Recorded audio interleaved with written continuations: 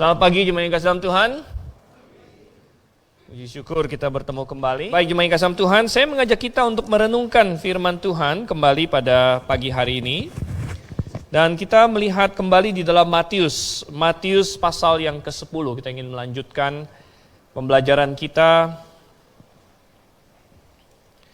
Dan kita akan melihat Matius pasal 10 ayat 34 sampai ayat yang ke-42. Matius pasal 10 ayat 34 sampai dengan ayat yang ke-42. Kalau sudah dapat kita akan baca bersama-sama secara silih berganti. Saya akan mulai ayat 34, jemaat ayat 35. Demikian sampai ayat yang ke-42, oke? Baik, mari kita mulai. Saya akan memulai. Demikian firman Tuhan, Matius 10 ayat 34. Jangan kamu menyangka bahwa aku datang untuk membawa damai di atas bumi. Aku datang bukan untuk membawa damai, melainkan pedang.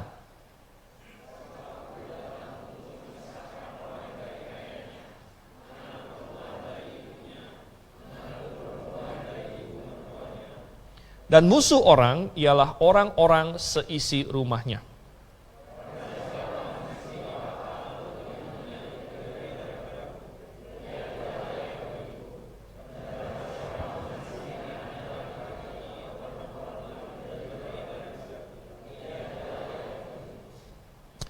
Barang siapa tidak memikul salibnya dan mengikut aku, ia tidak layak bagiku.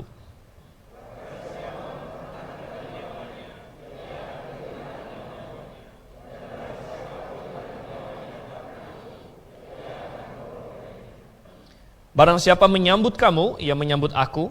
Dan barang siapa menyambut aku, ia menyambut dia yang mengutus aku.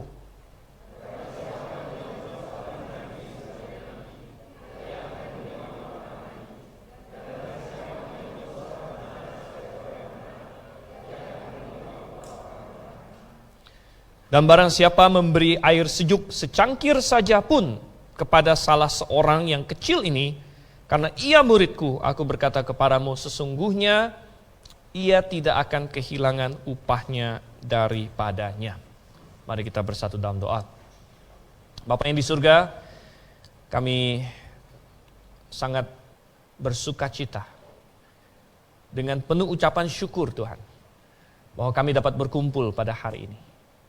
Bahwa ada jemaat-Mu di tempat ini. Tempat kami bisa bersama-sama sebagai satu tubuh. Belajar, bertumbuh, melayani, dibangun di dalam Engkau.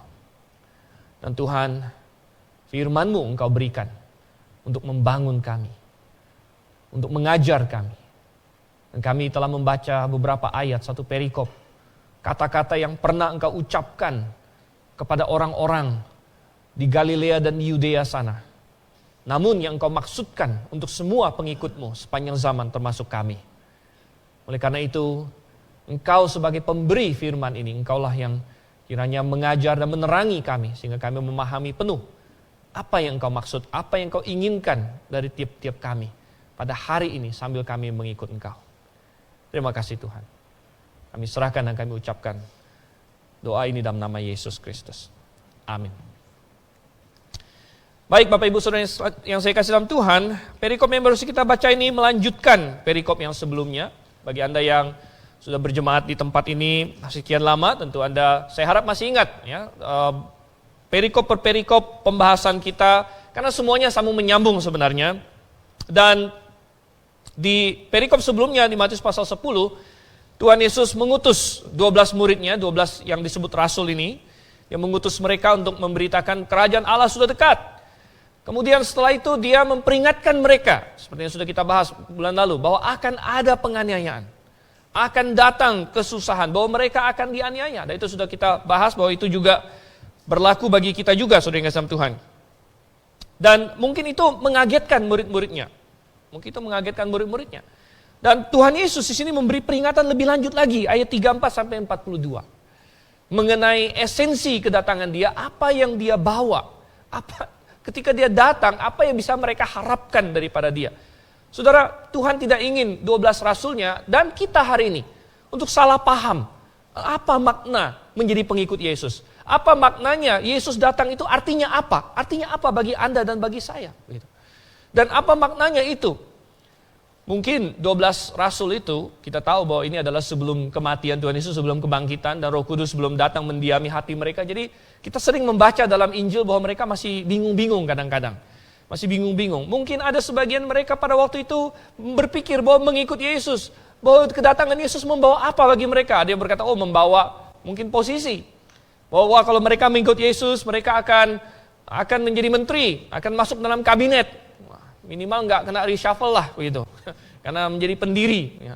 Ada yang mengira bahwa mungkin mereka akan mendapatkan harta. Mungkin minimal mereka tidak akan susah hidupnya karena ya makanan ada. Orang 5 roti 2 ikan aja bisa kasih makan 5.000 orang. Gitu kan.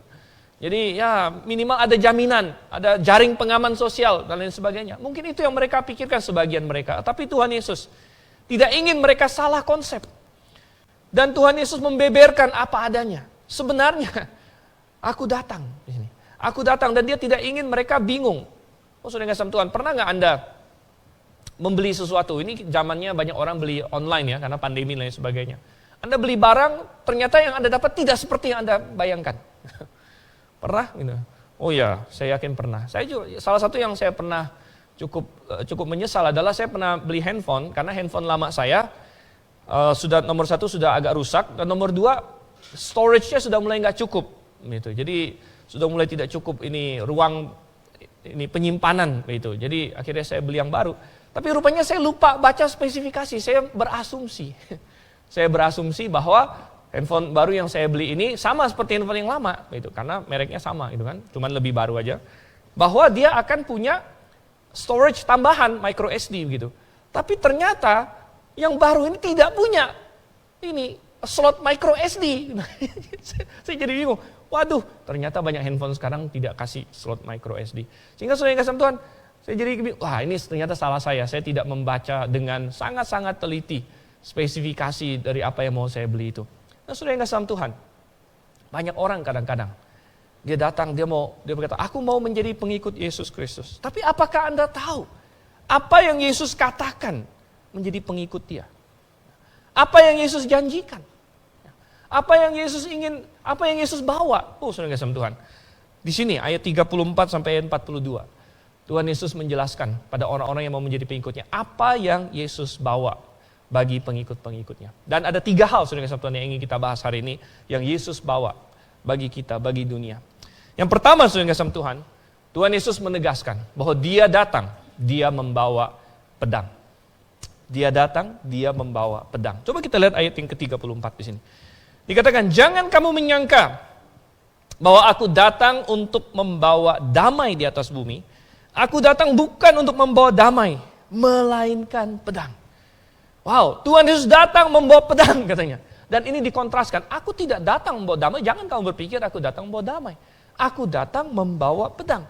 Dan ini adalah pernyataan yang mungkin bagi banyak orang hari ini, bahkan mungkin bagi banyak orang Kristen merupakan sesuatu yang sangat mengejutkan. Sangat shock, sangat surprise. Mengapa? Karena Yesus Kristus seringkali diidentikan dengan damai. Saudara. Yesus Kristus seringkali dielu-elukan bahwa atau dipromosikan lah boleh dikatakan demikian. Dikaitkan dengan damai. Dengan damai. Orang dunia saja berpikiran begitu. Yesus Kristus damai. Anda tahu bahwa orang dunia, ya, walaupun mereka bukan orang Kristen atau mereka jarang baca Alkitab, seringkali di antara mereka banyak tahu-tahu dikit tentang Alkitab itu. Tahu yang agak salah gitu, tapi tahu-tahu dikit gitu. Kadang-kadang kalau cocok dengan mereka, mereka kutip Alkitab. Gitu. Saya pernah menonton interview atau wawancara gitu kan. Ada orang yang berdebat dengan orang Kristen, ya dia pro LGBT dan lain sebagainya. Lalu dia kutip Alkitab. Bukankah Alkitab bilang jangan menghakimi katanya. Dia bukan orang Kristen, tapi dia tahu Alkitab ada bilang jangan menghakimi gitu. Jadi itu yang dia kutip gitu. Orang non-Kristen saja banyak tahu Alkitab, tapi seringkali asal comot. Ya. Atau mereka bilang, bukankah Alkitab bilang Allah itu kasih? Dan Yesus Kristus datang membawa damai, bukankah itu yang Alkitab katakan? Yesus Kristus kan damai. Waktu Dia lahir, malaikat turun dari sorga, menampakkan diri kepada gembala-gembala. dan berseru, damai di atas bumi. Bagi yang sedikit lebih berpengetahuan lagi, ada yang tahu bahwa dalam Yesaya pasal 9 salah satu titel dari Yesus Kristus adalah Raja Damai, the Prince of Peace katanya. Yesus Kristus Raja Damai, sudah dinubuatkan, itu titel dia. Loh, dia Raja Damai, lalu waktu dia lahir malaikat berseru damai sejahtera di atas bumi. Lalu kenapa Yesus Kristus berkata di sini, "Hei, kalian jangan salah konsep. Aku datang bukan membawa damai, aku datang membawa pedang." Kenapa Tuhan Yesus berkata demikian? Sudah ingat sama Tuhan. Tuhan Yesus berkata demikian karena dia memang tidak membawa damai sebagaimana yang manusia kebanyakan maksudkan damai. Manusia di muka bumi ini punya konsep damai dia sendiri yang bertentangan dengan konsep Allah. Yang berbeda ketika Allah berkata, aku datang membawa damai, maksud Tuhan damai berbeda dengan maksud dunia damai. Sehingga Tuhan berkata, kalau itu maksud kamu damai, aku tidak datang membawa damai. Aku tidak datang membawa damai. Apa kebanyakan manusia menganggap damai itu apa? Tuhan? Damai. Kebanyakan orang kalau berkata, oh damai itu apa? Damai itu tidak ada perang. Itu damai. Damai itu tidak ada konflik. Itu damai. Jadi kebanyakan manusia mendefinisikan damai berdasarkan tidak adanya konflik. Tidak adanya peperangan. Semua eksis dengan begitu saja. Tidak ada yang saling menyerang. Itu damai katanya. Oh itu kan bagus. Itu kan bagus seperti itu.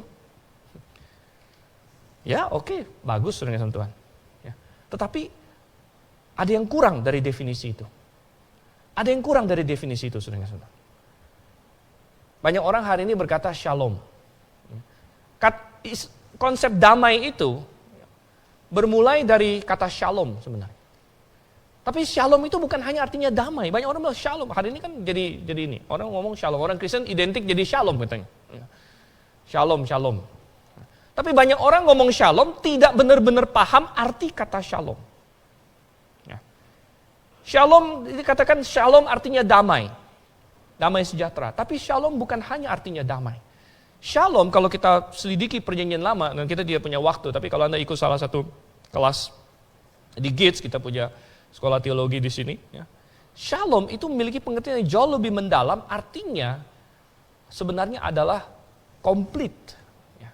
Shalom itu artinya komplit, sepenuhnya sesuai, sepenuhnya harmonis, sesuai gitu. Sepenuhnya sesuai dengan apa, saudara-saudara? Sebenarnya ada pribadi yang paling shalom, yaitu pribadi Tuhan. Jehovah, Allah Jehovah.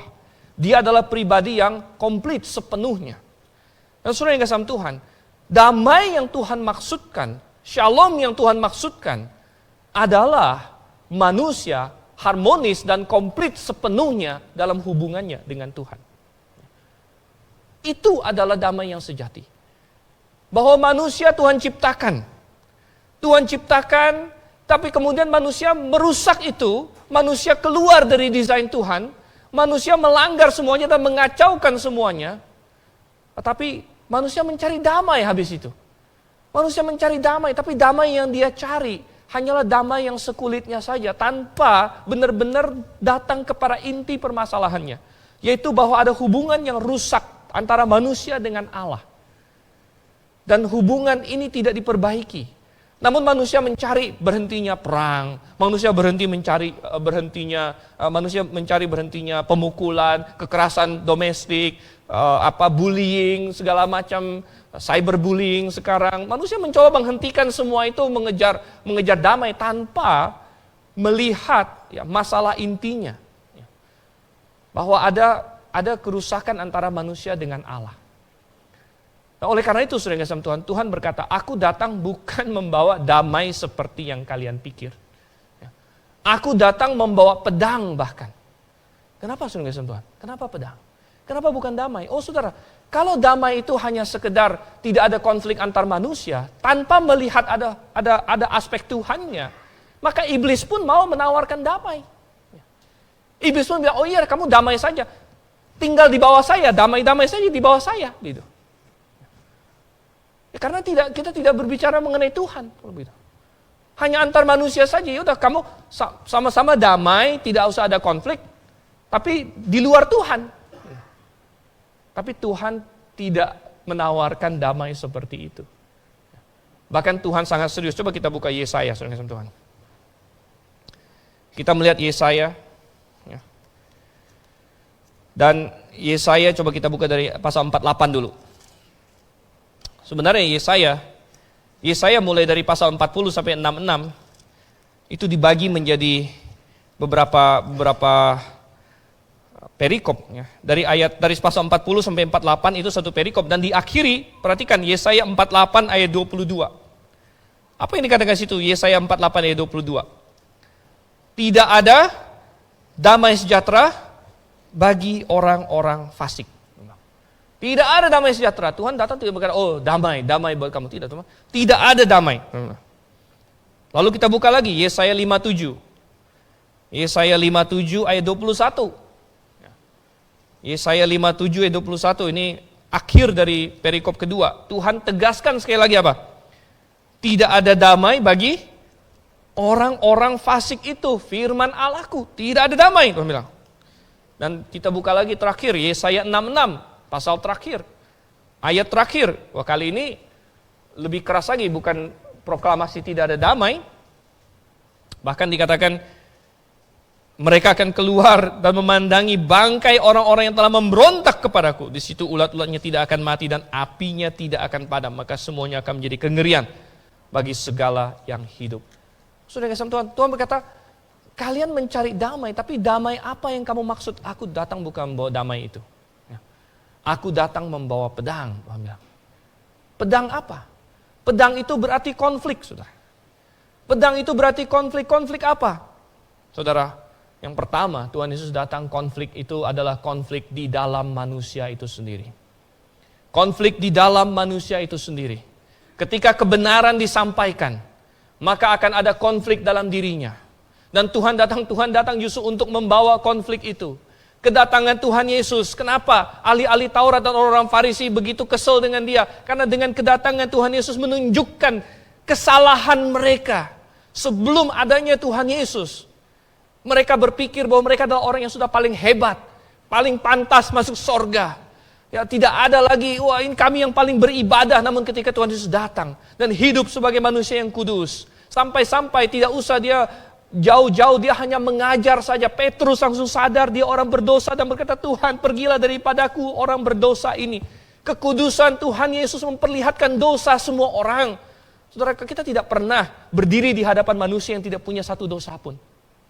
Kita tidak pernah merasakan itu. Kita tidak pernah berjalan sehari, seminggu, sebulan dengan orang yang tidak pernah ada satu dosa, satu titik dosa pun.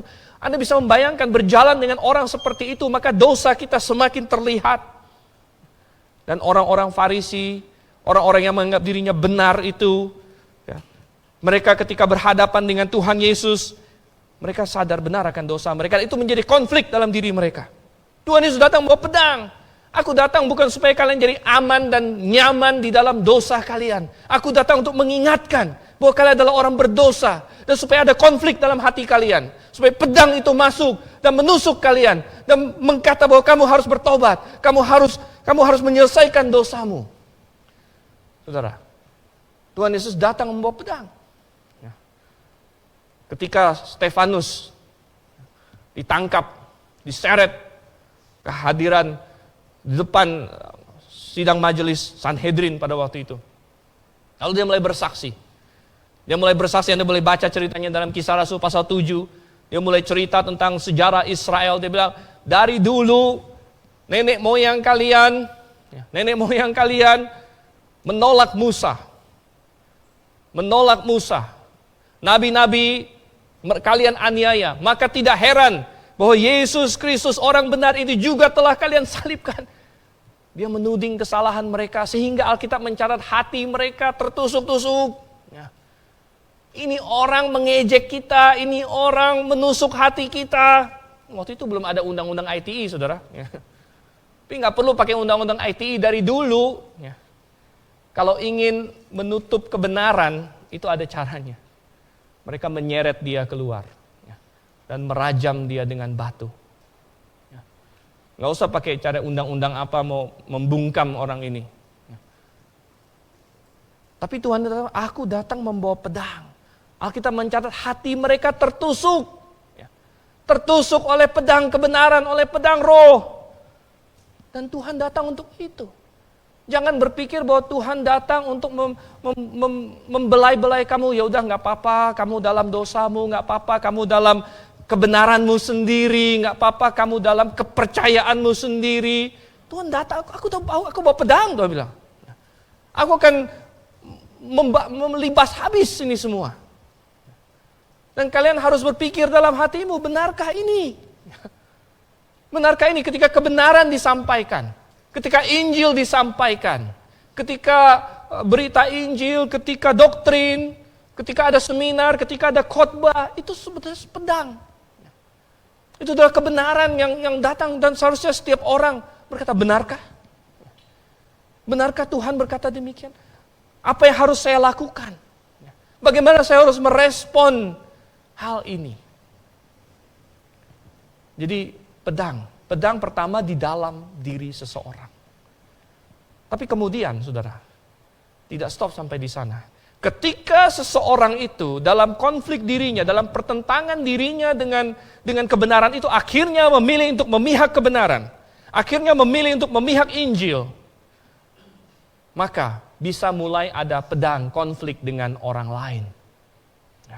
Mulai bisa ada pedang, ada konflik dengan orang lain. Dan yang paling pertama adalah orang-orang yang terdekat dengan dia. Coba kita kembali ke Matius pasal 10 tadi. Makanya Tuhan bilang apa? Tadi kita sudah baca 34, sekarang ayat 35. Sebab aku datang untuk memisahkan orang dari ayahnya, anak perempuan dari ibunya, menantu perempuan dari ibu mertuanya, dan musuh orang ialah orang-orang seisi rumahnya. Musuh dengan Tuhan. Loh, bukankah Tuhan Yesus datang untuk kok malah jadi bermusuhan dengan orang seisi rumahnya? Tidak, Tuhan tidak pernah mengajarkan kita bermusuhan dengan orang lain. Tetapi kadang-kadang, pada saat kita mengambil keputusan untuk mengikuti Tuhan, pada saat kita mengambil keputusan, sesudah ada konflik dalam hati kita. Waduh, ini kebenaran, ini Injil, ini doktrin yang benar, yang dulu salah, dan kita mulai mengambil keputusan, ya saya harus ikut yang benar. Maka kadang-kadang pada saat itu, orang lain yang memusuhi kita. Orang lain, mungkin orang-orang terdekat kita yang bereaksi. Ngapain kamu seperti itu? Apakah kamu mau murtad? Apakah kamu mau meninggalkan yang selama ini?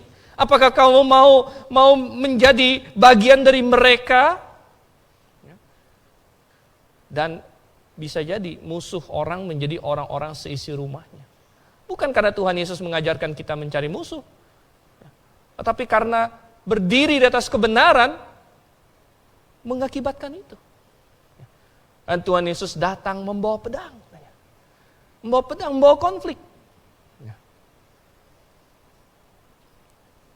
Ada orang bertanya sama saya, kadang-kadang pas seminar, pas tanya jawab, Pak, bagaimana kalau ada orang agama lain, agama Islam, agama Hindu, agama Buddha yang lain, katanya mau percaya Yesus, tapi dia tidak mau kasih tahu orang lain. Dia tidak mau kasih tahu orang lain, jadi tampak luar sepertinya masih agama lamanya. Tapi dalam hatinya dia percaya Yesus loh. Bagaimana dengan orang seperti itu? Saya berkata, bisakah? Bisakah kalau seseorang sungguh-sungguh sudah menerima kebenaran, lalu dia mau, yaudah saya nggak usah kasih tahu orang lain. Saya diam-diam, seolah-olah saya masih di tempat yang lama. Namun dalam hati saya sembunyi-sembunyi pengikut Yesus. Bisakah seperti itu?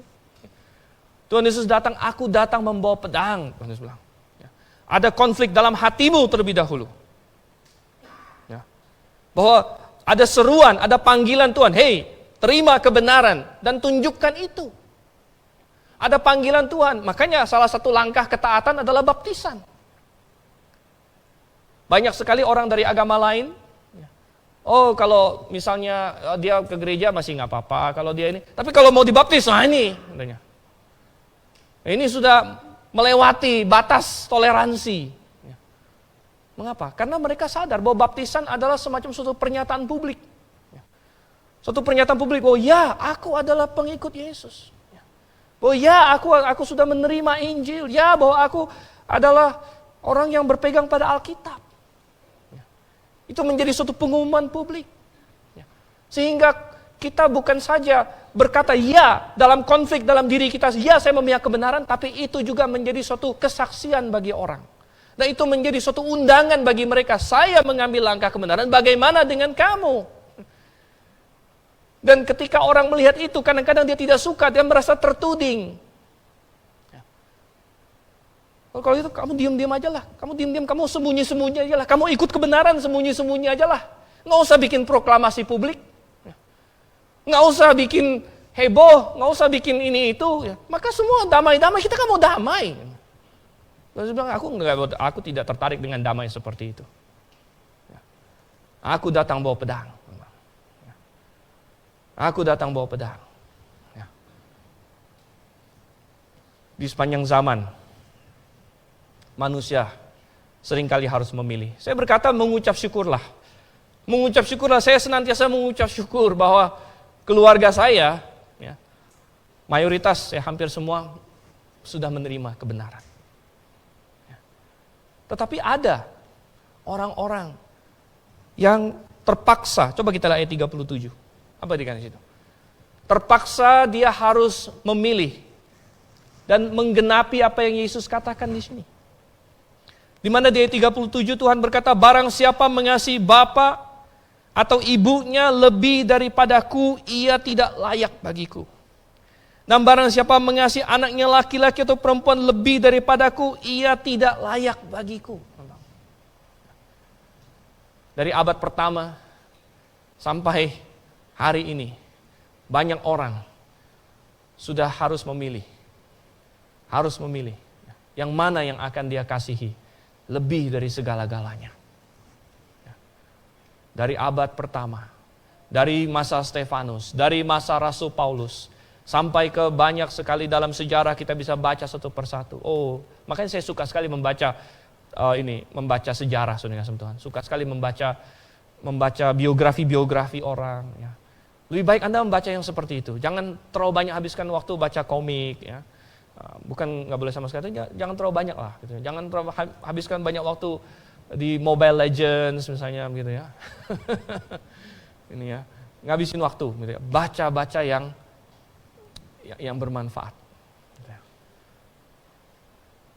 Kemarin saya ada baca. Ya. Ada satu orang namanya Cheo ya. Rupanya dia tinggal di Laos. Ya. Tinggal di Laos. Lalu dia, ini kisah nyata. Dia bersaksi waktu dia pertama percaya Tuhan Yesus. Dia ada di satu suku namanya suku Hmong. Dan mereka ada kepercayaan keturunan dicampur aduk dengan Buddha dan lain sebagainya. Waktu dia percaya Tuhan Yesus, katanya. Lalu dia mulai ke gereja dan lain sebagainya. Satu kali, bapaknya sudah meninggal, jadi dibesarkan oleh pamannya. Pamannya sama abangnya datang. Lalu menipu dia, bawa dia ke rumah. Sampai ke rumah dia diikat. Diikat oleh paman dan kakaknya sendiri, abangnya. Lalu digebukin katanya, digebukin habis-habisan. Dan mereka berkata, kalau kamu tidak menyangka Yesus, kami gebukin kamu sampai mati. Katanya.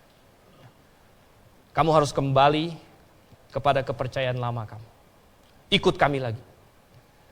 Kami akan gebukin kamu sampai mati. Istrinya kebetulan lagi di luar kota. Lalu dia menangis, dia bikin alasan segala macam. Dia bilang, akhirnya dia mengiyakan mereka supaya mereka lepaskan dia. Tapi begitu dapat kesempatan dia kabur.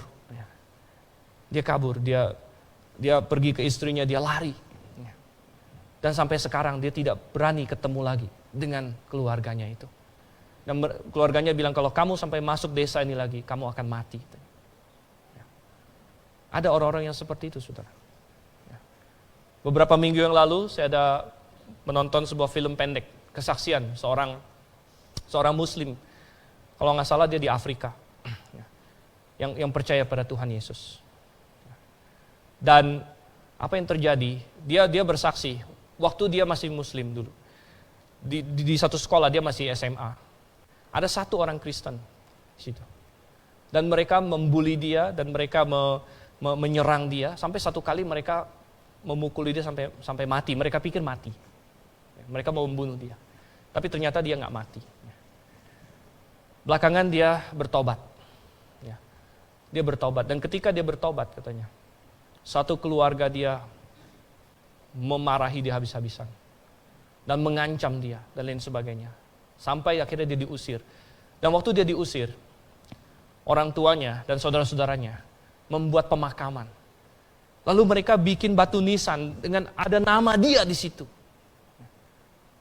Dan mereka kasih lihat. Dan bapaknya bilang, anak saya ini nih sudah mati bagi saya. Kalau kamu tetap mau ikut Yesus, kamu mati bagi saya. Oh, saudara yang kasih dalam Tuhan. Tuhan berkata, aku datang membawa pedang. Aku datang membawa pedang. Manusia ingin damai, ingin damai. Tapi damai yang di luar Tuhan. Damai yang bukan damai dengan Tuhan. Tuhan bilang, aku tidak tertarik dengan damai seperti itu. Aku datang membawa pedang. Dan konflik kebenaran itu terus merajalela. Karena apa? Karena Tuhan memanggil orang untuk diperdamaikan dengan dirinya, diperdamaikan dengan Tuhan. Dan kita harus memilih hari ini. Yang mana yang menjadi utamanya kita? Apakah Tuhan ataukah yang lain? Itu yang pertama. Yang kedua, saudara yang Tuhan, yang Tuhan Yesus katakan dia datang membawa apa? Pertama, Tuhan bilang, aku datang membawa pedang.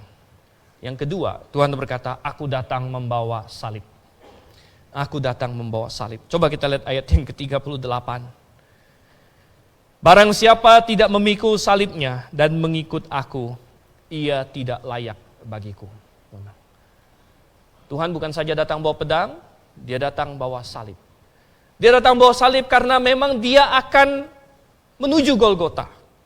Dia akan memikul salibnya dan akan naik ke bukit Golgota dan akan disalibkan dan akan mati bagi kita. Tuhan tidak datang untuk menjadi raja dalam pengertian duniawi.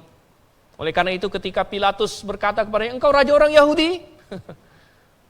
Tuhan hanya berkata, engkau mengatakannya. Engkau mengatakannya. Maksud Tuhan apa?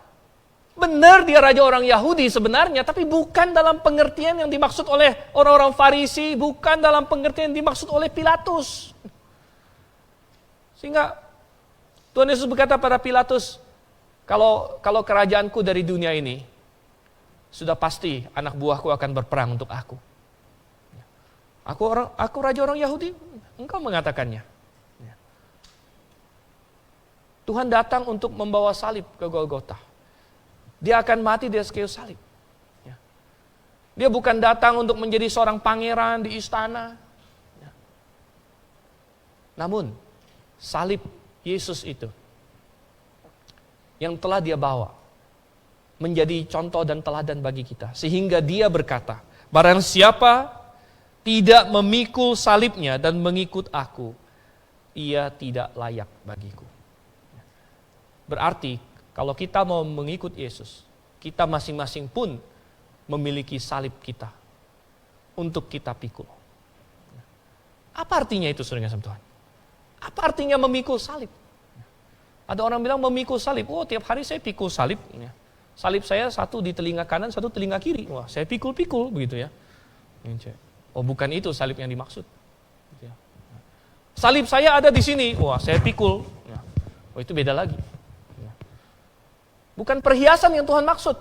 Di zaman itu, Tuhan Yesus belum mati sekali salib, salib belum bermakna positif sama sekali. Hari ini salib bermakna positif karena kekristenan. Orang lihat salib, wah bagus. Hari ini orang lihat salib, wah itu tanda gereja, itu tanda apa? Red Cross, palang merah. Itu pertanda ini, hal yang positif. Hari ini, saudara, salib itu positif karena kekristenan. Tetapi pada zaman Tuhan Yesus tidak ada apapun yang positif mengenai salib. Salib adalah instrumen kematian. Salib adalah cara pemerintah Roma menghukum mati dengan cara yang paling bengis yang mereka tahu, itu disalib. Kalau ada penjahat yang sudah sangat buruk, sangat parah, disalib itu mati dengan disiksa intinya. Mengapa? Karena nggak dibunuh cepat-cepat. Kalau ada orang yang mau dihukum mati cepat-cepat, dipenggal kepalanya. Dan saking memalukannya disalib, saking mengerikannya disalib, pemerintah Roma bikin aturan, kalau kamu warga negara Rom, kamu tidak boleh mati disalib. Makanya sejarah mencatat Rasul Paulus tidak mati disalib. Karena dia warga negara Rom, jadi dia dipenggal kepalanya. Tapi Petrus tercatat disalib. Kenapa? Karena dia bukan warga negara Rom. Disalib.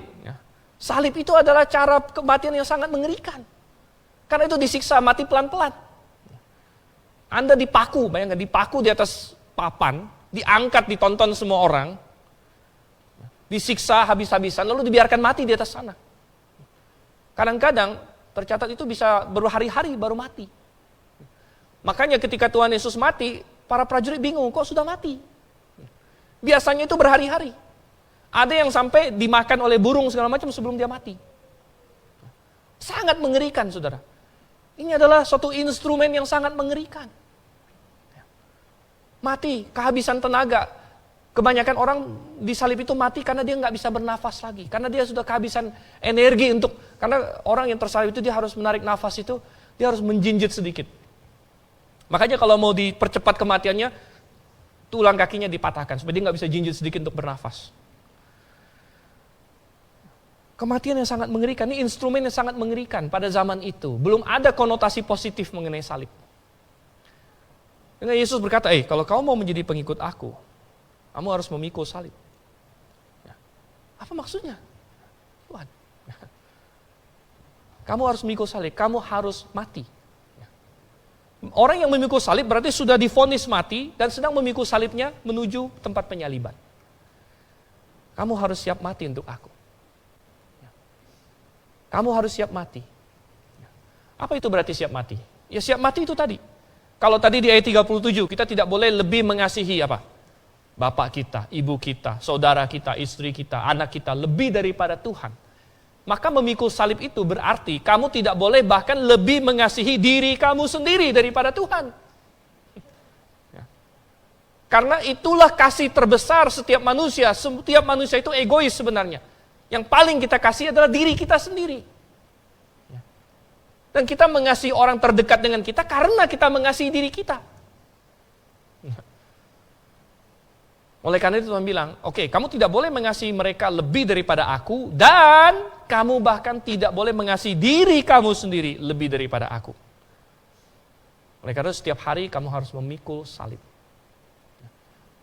Berarti kamu sudah siap mati, siap mengorbankan diri untuk aku.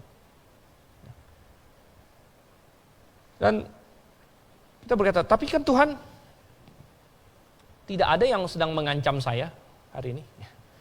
Belum ada penganiayaan, belum sampai kita disalib hari ini. Salib secara literal. Benar. Kita belum sampai kepada itu. Tetapi, sudah ngasih Tuhan, memikul salib berarti apa?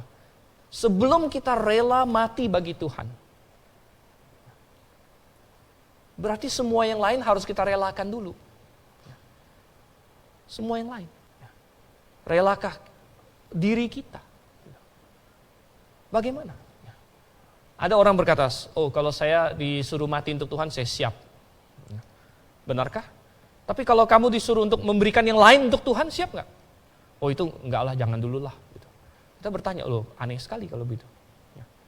Ada orang yang tidak rela memberikan hartanya untuk Tuhan. Ada orang yang tidak rela memberikan waktunya untuk Tuhan. Ada orang yang tidak rela memberikan tenaganya untuk Tuhan. Tapi kemudian berkata, kalau mati untuk Tuhan saya siap. Yang benar aja. Kalau semua yang lebih kecil itu kamu tidak berani untuk Tuhan, gimana kamu berkata, saya akan mati untuk Tuhan. Saya rela mati untuk Tuhan. Mustahil. Tetapi Tuhan ingin kita memikul salib. Kita selalu berpikiran sebenarnya saya adalah orang yang Yesus sudah mati bagi saya. Saya siap mati untuk Tuhan. Ini harus kita ingat terus tiap hari. Berarti hidup saya untuk Tuhan. Berarti saya mati terhadap diri saya sendiri. Mati terhadap diri saya sendiri. Karena saya sudah ikut tersalib bersama dengan Yesus Kristus. Mati terhadap diri itu maksudnya apa, saudara? Mati terhadap diri berarti di perikop lain, Tuhan Yesus bilang harus menyangkal diri. Memikul salib dan menyangkal diri. Menyangkal diri. Berarti kita mengasihi Tuhan lebih dari diri kita. Ada hal-hal yang kita inginkan, yang bertentangan dengan Tuhan. Kita bilang, saya tidak, saya menyangkal diri. Karena saya lebih mengasihi Tuhan dari diri saya sendiri. Mungkin secara real, bisa jadi itu muncul dalam banyak hal. Ada orang yang penuh dengan kekesalan, penuh dengan dendam. Ada orang yang telah berbuat salah terhadap kamu. Ada orang yang mencurangi kamu. Ada orang yang sangat menyakiti kamu. Dan maunya kita adalah kita mau mendendam. Kita mau terus membenci dia. Kita kesal sekali dengan dia. Tapi kalau kita mau menyangkal diri, kita mau memikul salib, kita mati untuk diri kita sendiri, kita berkata tidak. Saya harus mengampuni dia. Ada orang yang terlibat di dalam dosa. Dosa yang sangat mengenakkan bagi kedagingan dia. Yang sangat nyaman bagi kedagingan dia. Mungkin itu dosa seksual. Mungkin ada yang terlibat dalam percabulan. Entah dengan orang, entah dengan pornografi di internet, di mana-mana. Dan kalau kita mau mengikuti kedagingan kita, teruskan. Mau di stop susah.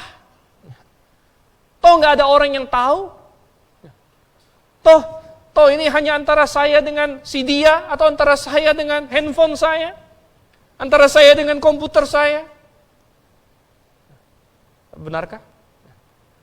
Kalau kita mau menyangkal diri, kalau kita mau memikul salib, kita tahu bahwa Tuhan sedang bersedih. Bahwa Yesus Kristus mati untuk setiap dosa kita. Bahwa Yesus berkata melalui firman-Nya, Rasul Petrus berkata bahwa segala percabulan itu sedang merusak jiwa kita sendiri. Tuhan bukan sedih kenapa-kenapa, Tuhan tahu itu sedang merusak kita. Itu sedang menghancurkan jiwa kita. Dan Tuhan sedih karena Dia menciptakan kita sesuai gambar dan rupanya. Maka kita berkata, saya harus stop. Saya harus memikul salib, saya harus mati untuk diri saya sendiri. Saya harus mengasihi Tuhan lebih daripada saya mengasihi daging saya. Ada orang yang mungkin dia punya ambisi. Dia mengutamakan uang. Dia lebih mengejar harta. Tapi Tuhan berkata, kamu harus menomorsatukan aku. Jadi kita melihat di sini, Tuhan datang membawa salib. Barang siapa tidak memikul salibnya dan mengikut aku, ia tidak layak bagiku. Itu hal kedua yang Tuhan bawa, saudara. Coba kita lihat sekarang hal yang ketiga. Hal yang ketiga yang Tuhan bawa. Yang pertama adalah Tuhan membawa pedang. Yang kedua adalah Tuhan membawa salib.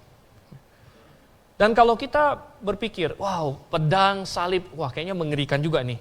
Apakah menjadi orang Kristen itu tiap hari sedih terus?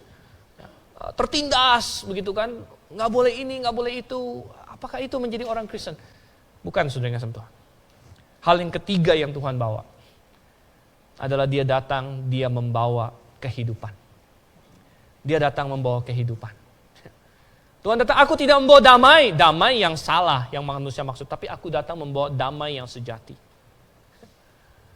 Tuhan bilang, aku datang bukan membawa kemakmuran yang bagaimana, yang manusia maksudkan, tapi aku datang membawa kemakmuran yang sejati. Ada orang yang berpikir bahwa hidup kekristenan itu, wah, ya, pasti kaya raya dan lain sebagainya. Tuhan bilang tidak. Itu Anda masuk dalam Injil teologi sukses, teologi kemakmuran. Tapi bukan berarti hidup Kristen tidak ada berkat Tuhan. Oh ada. Oleh karena itu Tuhan berkata, aku datang membawa kehidupan. Coba kita lihat ayat 39. Barang siapa mempertahankan nyawanya, ia akan kehilangan nyawanya. Dan barang siapa kehilangan nyawanya karena aku, ia akan memperolehnya. Ia akan memperolehnya. Coba kita buka lagi dalam Yohanes. Injil Yohanes, pasalnya yang ke-10, ayatnya yang ke-10. Yohanes pasal 10 ayat yang ke-10.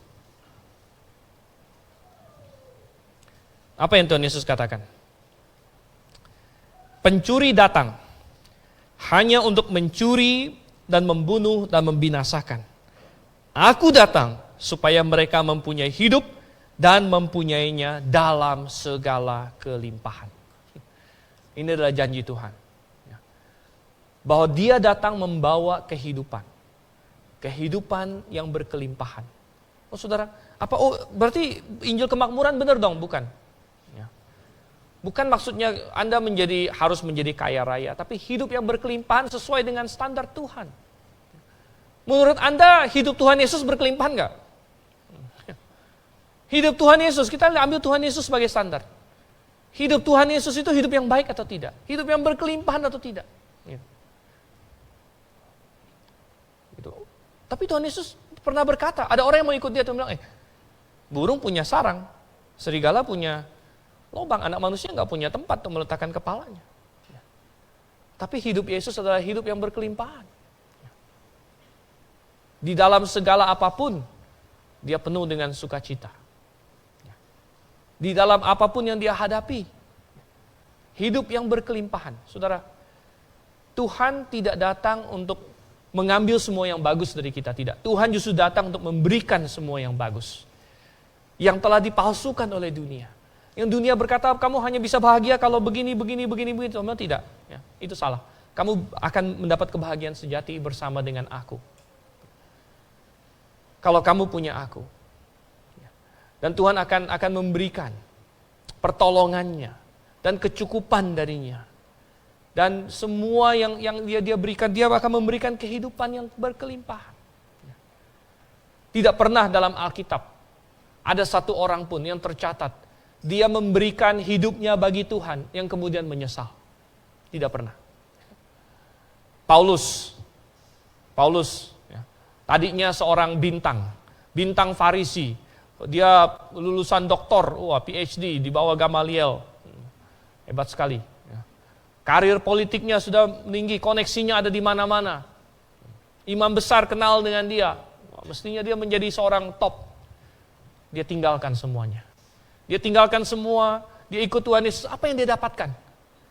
Apa yang dia dapatkan? Secara manusiawi sepertinya sangat rugi. Dia bilang, aku pernah dipukul orang Yahudi 5 kali. Tiap kalinya 40 kurang 1 pukulan. Wow. Itu berarti 195 kali kena pukul, saudara. Anda hitung aja itu. Aku pernah karam kapal 3 kali, di penjara berapa kali. Dilempar batu 1 kali sampai dikira mati. Itu dilempar batu, saudara. Bukan dilempar apa? Kalau orang ada pillow fight apa itu? Bantal gitu ya. Lempar bantal aja kalau keras-keras sakit loh. Apalagi kalau batu. Gitu ya. Sampai dikira mati. Paulus, apa yang kau dapatkan? Tapi pada akhir hidupnya apakah Paulus menyesal? Apakah Paulus menyesal? Oh tidak. Dia malah dengan sukacita dia berkata, aku sudah menyelesaikan. Dan dengan penuh kebahagiaan dia menatap kekekalan. Saya katakan tidak pernah ada satu orang pun yang memberikan sesuatu kepada Tuhan, yang menyerah kepada Tuhan, yang berbalik kepada Tuhan, yang mengorbankan sesuatu bagi Tuhan dengan hati yang tulus, yang kemudian nanti berkata, oh aku menyesal. Mestinya aku tidak usah ikut Tuhan punya. Mestinya aku tidak perlu melayani Tuhan punya. Mestinya aku tidak perlu mempersembahkan ini kepada Tuhan punya. Tidak. Karena Tuhan datang. Dia memberikan, Dia membawa kehidupan. Kehidupan yang sejati. Kehidupan yang berkelimpahan. Bukan dalam standar dunia, tapi menurut Tuhan. Dan Tuhan memberikan kesempatan bagi setiap orang. Justru kumpulkan harta di sorga. Makanya Tuhan bilang ayat 40 sampai 42. Barang siapa menyambut kamu, dia menyambut aku. Barang siapa menyambut aku, dia menyambut Bapakku. Barang siapa menyambut seorang nabi, dia akan mendapat upah seorang nabi. Dan barang siapa memberi air sejuk secangkir saja pun kepada salah seorang yang kecil ini, ia tidak akan kehilangan upahnya daripadanya. Tuhan ingin kita berpikir bahwa mengarahkan pandangan kita kepada upah di sorga. Oh, Tuhan mencatat semuanya. Di dalam hidup di dunia ini saja Tuhan sudah beserta dengan kita. Apalagi ditambah dengan nanti yang di sorga. Wah, itu sudah tidak ada taranya. Tidak ada bandingannya. Ya. Tidak ada bandingannya. Ya. Kalau Anda hari ini melihat orang dunia, orang-orang powerful di dunia ini. Ya. Sekarang raja-raja dunia ini bukan hanya raja, saudara, tapi pemilik-pemilik perusahaan-perusahaan besar itu bisa dianggap raja juga. Wah, Bezos, wah dia punya rumah seperti apa, ya. Punya tanah berapa banyak. Ya. Tapi Anda pikirkan, oh saya menantikan kerajaan 1000 tahun, ya. Di mana Tuhan akan berikan kepada saya tanah juga. Mungkin di dunia ini Anda tidak punya tanah. Ada satu lagu di buku kita, apa? I've got a mansion. Ya. Di dunia ini, aku puas dengan gubuk, sedikit emas, sedikit perak. Namun, di dunia nanti, aku menantikan yang istana, yang berlapis emas. Tuhan datang membawa kehidupan. Kehidupan yang sesungguhnya. Kehidupan yang penuh bahagia. Yang lepas dari kecanduan, lepas dari kuasa dosa. Itu Tuhan tawarkan. Tapi ingat, mari, Tuhan pertama bawa pedang, ada konflik. Terima kebenaran, ambil langkah untuk kebenaran, berpihak pada Injil. Pikul salib, ikut dia. Maka kita akan merasakan kehidupan itu. Mari kita berdoa.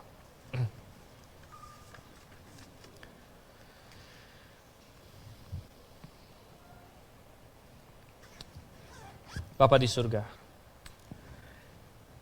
kami mengucap syukur Tuhan. Engkau datang, Engkau tidak seperti yang kami inginkan. Engkau lebih dari itu. Engkau adalah yang kami perlukan. Engkau adalah Tuhan. Dan Engkau bukan membawa damai yang manusia pikirkan, tapi damai dengan Tuhan. Yang menjadi basis untuk semua damai yang lain. Dan Engkau datang membawa salib. Bukan untuk mematikan kami, tetapi mematikan kedagingan kami. Supaya kami punya kehidupan yang berkelimpahan. Pimpin Tuhan. Kalau ada di antara orang-orang di tempat ini yang belum menerima Injil, Engkau yang terus bekerja dalam hatinya. Jikalau ada yang perlu mengambil keputusan untuk kebenaran, Engkau yang bekerja dalam hatinya. Pimpin Tuhan. Kami berdoa dalam nama Yesus Kristus. Amin.